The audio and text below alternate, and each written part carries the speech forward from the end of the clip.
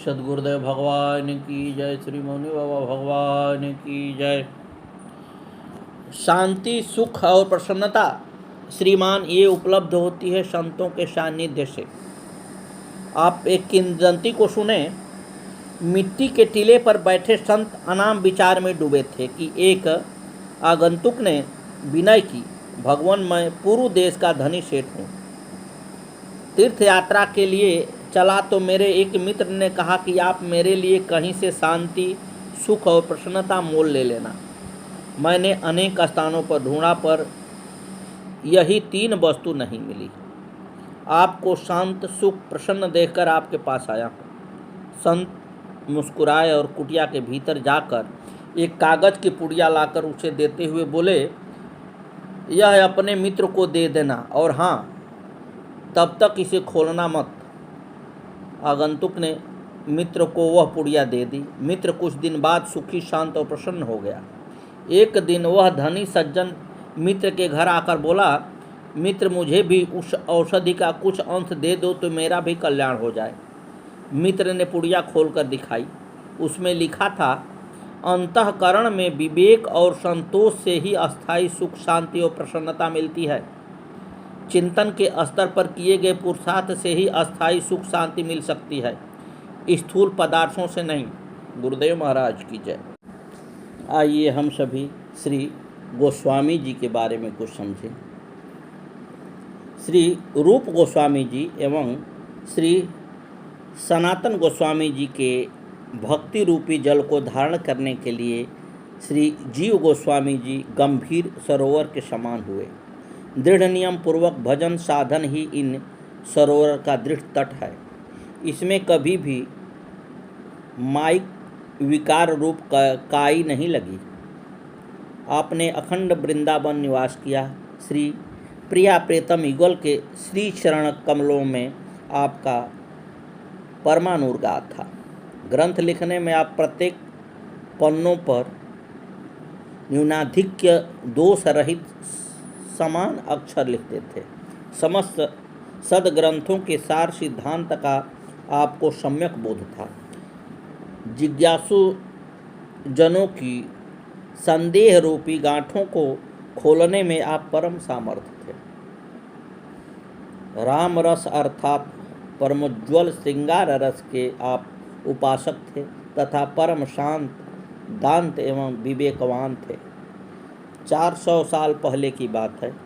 बंगाल के महामहिम शासक हुसैन शाह के प्रधान अधिकारी दबीर और साकिर की श्रद्धा और भक्ति से प्रसन्न होकर श्री चैतन्य महाप्रभु ने रामकेली ग्राम की यात्रा की। गंगा तट पर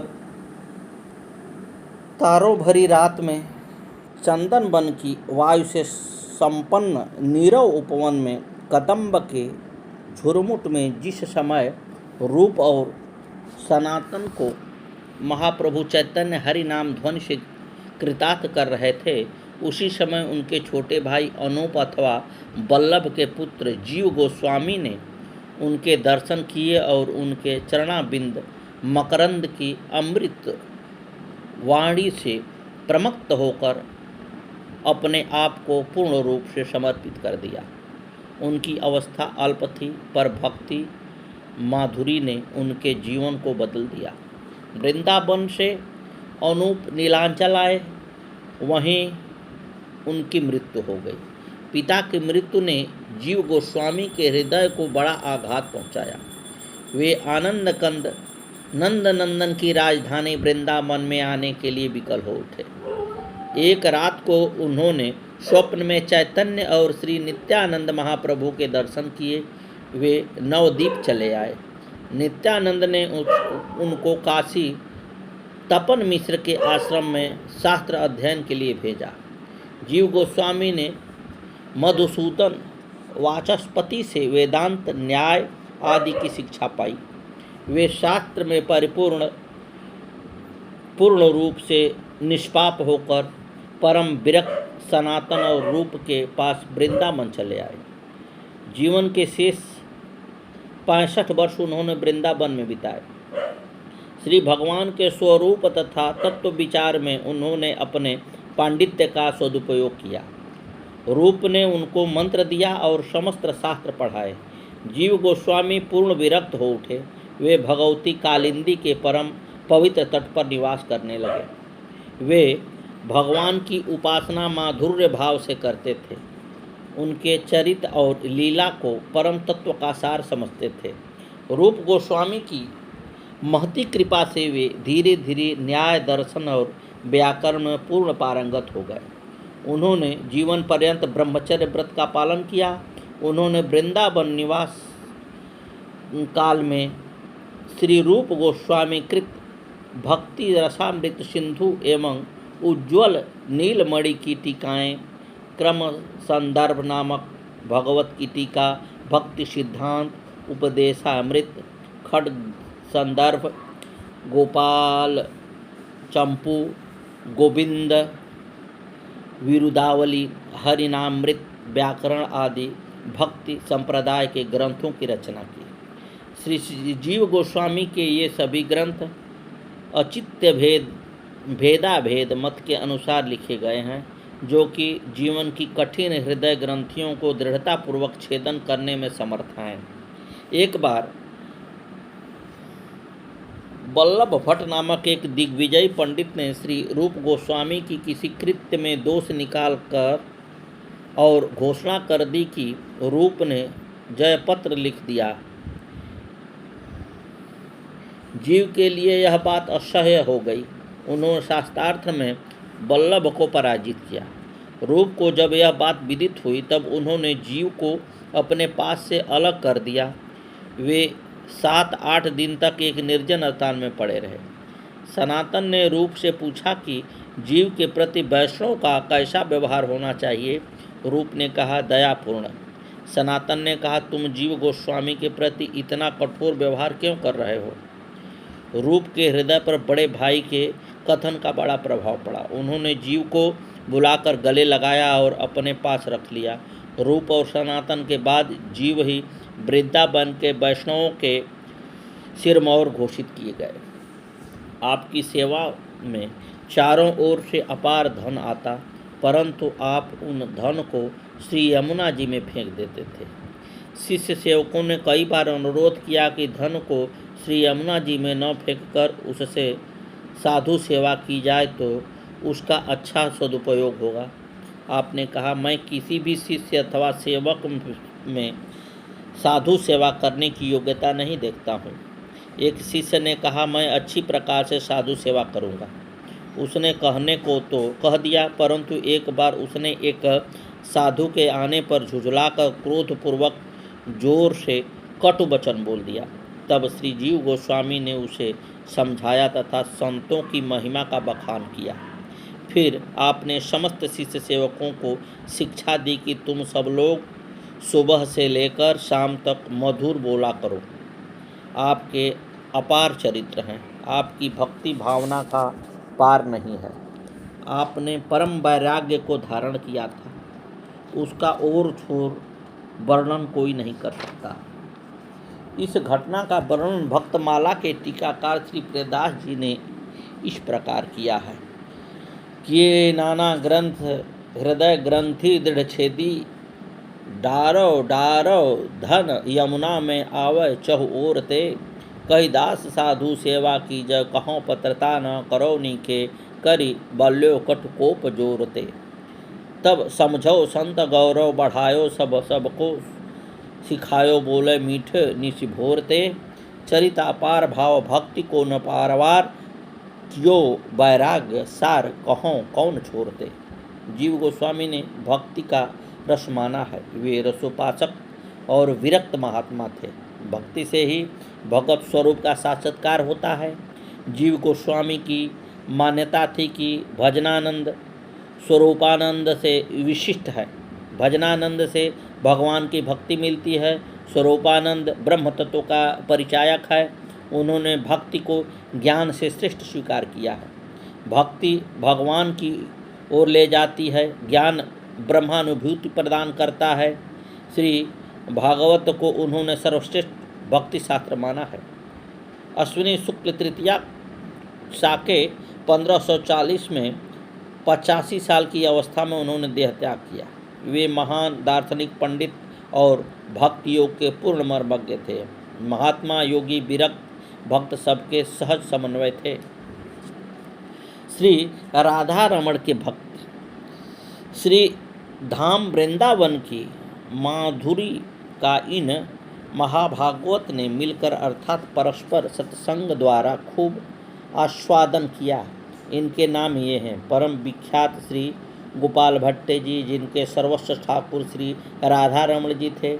ऋषिकेश जी, श्री अली भगवान जी, श्री माधुर्य सागर, श्री विठल विपुल जी, श्री जगन्नाथ जी, धानेश्वरी, श्री लोकानाथ गोस्वामी जी, महामुनि श्री मधु गोस्वामी जी, श्री रंग जी, ब्रह्मचारी श्री कृष्णदास जी और पंडित श्री कृष्णदास जी, ये दोनों श्री हरि रस के अधिकारी एवं भगवान के परम प्रिय थे। श्री युगल किशोर जी के सेवक श्री उद्धव मंड देवाचार्य जी, श्री भूगर्भ गोस्वामी जी, श्री जीव गोस्वामी जी, इन महानुभावों ने श्री धामवास का दृढ़ व्रत ले रखा था। श्री गोपाल भट्ट जी का जन्म श्री रंगम क्षेत्रस्थ बेलगुंड ग्राम में माघ कृष्ण तृतीया 1557 को हुआ था। आपके पिता का नाम श्री बेकट भट्ट और माता का नाम श्री सदाम्बाजी था। श्री प्रबोधानंद सरस्वती जी आपके चाचा थे, जो चैतन्य महाप्रभु के प्रिय पार्षद और अपने समय के उद्भट विद्वान थे। आपने न्याय, वेदांत, व्याकरण, साहित्य आदि की शिक्षा इन्हीं से प्राप्त की थी। श्री चैतन्य महाप्रभु ने दक्षिण भारत की यात्रा करते समय चातुर्मासा आपके यहाँ ही बिताया था। उस समय आप मात्र 11 वर्ष के थे, अतः आपको महाप्रभु की गोद में बैठकर ब्रज लीला के निगूढ़तम रहस्यों का उस अल्प अवस्था में ही श्रवण कराने का सौभाग्य हुआ था। चतुर्मासा की समाप्ति के बाद जब महाप्रभु पुनः तीर्थाटन पर जाने लगे तो आपने भी साथ चलने का आग्रह किया। इस पर महाप्रभु ने आपको समझाते हुए कहा कि अभी तुम्हारा कार्य माता पिता की सेवा करना है, समय पर प्रभु की सेवा भी तुम्हें प्राप्त हो जाएगी। माता पिता की सेवा पूरी करके तुम श्रीधाम वृंदावन चले जाना, वहाँ तुम्हें रूप सनातन मिलेंगे, उनसे तुम्हें प्रभु सेवा प्राप्त हो जाएगी। आपने महाप्रभु जी के आदेश का अक्षरशः पालन किया। जब माता पिता का परम धाम गमन हो गया तो आपने श्री ब्रज वृंदावन की राह पकड़ी और वहाँ पहुंचकर श्री रूप सनातन के दर्शन किए तथा उनकी सानिध्य में रहते हुए अनेक भक्ति ग्रंथों का अध्ययन, ब्रज के तीर्थों का उद्धार, वैष्णव ग्रंथों का प्रणयन और भक्ति का प्रचार किया। रूप सनातन के द्वारा आपके वृंदावन आगमन की सूचना जब महाप्रभु को मिली तो वे बहुत प्रसन्न हुए और एक वैष्णव के हाथ आशीर्वाद रूप में श्री जगन्नाथ भगवान की प्रसादी तुलसी माला, अपना वहिवास तथा योगपट आपके लिए भेजा। आप एक बार श्री मुक्तिनाथ जी की यात्रा पर गए थे तो गंडकी नदी से एक शालिग्राम शिला लाए और उसी की सेवा करते थे। एक बार एक भक्त सेठ वृंदावन आए और उन्होंने क्षेत्रस्थ सभी ठाकुर जी के लिए वस्त्र आभूषण दिया। इसी क्रम में वे आपके पास भी आए और श्री ठाकुर जी के लिए वस्त्र आभूषण देने लगे। आपने सोचा कि हमारे ठाकुर जी तो शालिग्राम भगवान ही हैं, उनको हम कैसे वस्त्राभूषण धारण कराएंगे। आपने अपनी विवशता सेठ को बताया तो वह भी बहुत दुखी हुआ और अनमने भाव से जाने लगा। भक्तवांछल कल्पतरु श्री भगवान से अपने भक्त की पीड़ा और विवशता न देखी गई। जब आप सेठ को तुलसी दल प्रसाद के रूप में देने के लिए श्री ठाकुर जी के पास आए तो देखा कि प्रभु मोर मुकुट और बंसी धारण किए हुए हैं। यह आश्चर्य देखकर आप भगवत कृपा से गदगद हो उठे और उन भगवत भक्त सेठ को श्री विग्रह का दर्शन कराते हुए कहा कि प्रभु आपके भाव को स्वीकार कर शालिग्राम से श्री कृष्ण रूप में आ गए, अब आप इन्हें वस्त्राभूषण समर्पित कर दें। सेठ जी भी प्रभु की अहेतुकी कृपा के से धन्य हो गए और आपका गुणगान करते चले गए। इसी प्रकार आपका प्रभु की कृपा का एक अनन्य उदाहरण है। एक बार आपने एक बहुत बड़े महोत्सव का आयोजन किया, जिसके कारण आप पर कुछ कर्ज भी हो गया। धन के अभाव में आप यथा समय कर चुका न सके। तब दुकानदार ने निश्चय किया कि मैं कल प्रातः काल ही इनके घर पर पहुंचकर चाहे जैसे हो अपना कर्ज वसूल करूंगा। भगवान ने सोचा कि प्रातः काल तो आप मेरी सेवा पूजा में मग्न रहते हैं, अगर यह दुकानदार प्रातः काल पहुँच जाएगा तो मेरे भक्त के आनंद में विघ्न आ जाएगा। यह सोचकर उन्होंने आपका रूप धारण किया और प्रातःकाल बहुत जल्दी ही जाकर दुकानदार को सारे कर्ज का भुगतान कराए।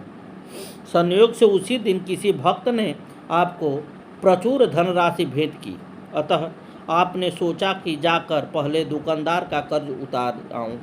यह सोचकर जब आप दुकानदार के पास जाकर उसे कर्ज के रूप में देने लगे तो वह आश्चर्यचकित होकर कहने लगा, पंडित जी, यह आप क्या कर रहे हैं? आप तो बहुत सवेरे ही आकर हिसाब चुकता कर गए हैं, फिर दोबारा क्यों देने आए हैं? पहले तो उसकी बात सुनकर आपको आश्चर्य हुआ, फिर समझ गए कि यह मेरे आराध्य श्री राधा रमण जी की कृपा है, वे ही मेरा वेश धारण करके इसे पैसा दे गए हैं। मन ही मन प्रभु की कृपा का विचार करते हुए आप गदगद हृदय से वापस लौट आए। श्री गोपाल भट्ट जी को संप्रदाय में गुणमंजरी सखी का अवतार माना जाता है, जिनके जिम्मे श्री प्रिया प्रीतम को जल पिलाने तथा चंवर डुलाने की सेवा है। श्री गोपाल भट्ट जी अपने परम आराध्य श्री राधा रमण लाल जी को अत्यंत अनुराग से पग कर अनेक प्रकार के राग भोग सेवा में प्रस्तुत करते थे। भक्ति के प्रभाव से आप जगत विख्यात हुए। आपके अनुपम प्रेममय अनेकों चरित्र हैं। आपने आजीवन श्री वृंदावन की अगाध माधुरी का रसास्वादन किया तथा जिसने आपकी शीत प्रसादी पाई वह भी दिव्य जीवन पाकर रस स्वरूप हो गया। आप जीव मात्र के गुण को ही ग्रहण करते थे और गुणों को ध्यान नहीं देते थे। आप बड़े ही करुणा के धाम, धर्म के सेतु तथा भक्तराज थे। सद्गुरुदेव भगवान की जय। आगे की कथा कल।